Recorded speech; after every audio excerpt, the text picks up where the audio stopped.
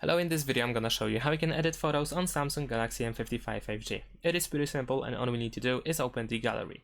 Then you want to select the photo that you want to edit. Let's say I'm gonna choose this one and then tap on this pen icon over here at the bottom of the screen. And now we are in the edit mode. We can mirror the object, we can rotate it. We have several options like straighten, we can move the slider to the left and to the right, horizontal and vertical. You can also switch to another category where we have filters. Then the next one has additional options like light balance, the brightness, exposure, and so on and so forth.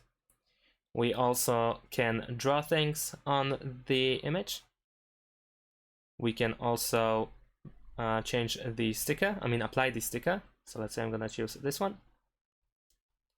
We can also add a text.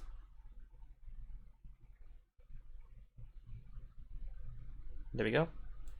And now we can also tap on the last option where we have, for instance, the object eraser and so on and so forth.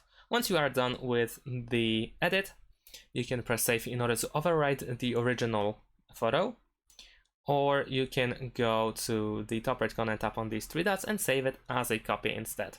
So I'm gonna do just that. And that's pretty much it.